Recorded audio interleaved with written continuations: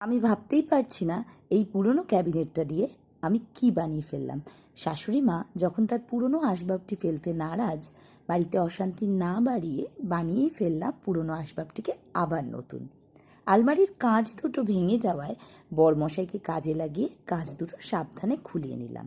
Sand paper দিয়ে পুরনো রঙটা কিছুটা ঘষে তুলে অনেক দিন থেকে পড়ে থাকা এই মেটাল প্রাইমারটা দিয়ে প্রথমে এক কোট রং করে শুকিয়ে নিলাম। রঙের দোকান থেকে আনা গ্রে এই স্প্রে পেন্টটা দিয়েই করে ফেললাম পুরো আলমারিটা রং। এখানেই কেমন নতুনের মতো লাগছে বলুন তো। ফ্রেমের বর্ডারে মাস্কিং টেপ লাগিয়ে হলুদ রং দিয়ে হাইলাইট করে নিয়েছি। এই এমএফডি শিট দুটো মাপ নিয়ে চাঁদনি মার্কেট থেকে আগেই করে এনেছি, সঙ্গে এই ভিন্টেজ নবটিকে আরেকটু ভিন্টেজ লুক দেওয়ার জন্য ওই হলুদ রঙটা দিয়েই হাইলাইট করে লাগিয়ে ফেললাম।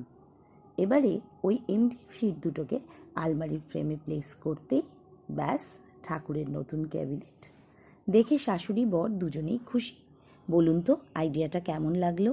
ভালো লাগলে লাইক, শেয়ার এবং সাবস্ক্রাইব করুন এরকম আরও ভিডিও দেখতে।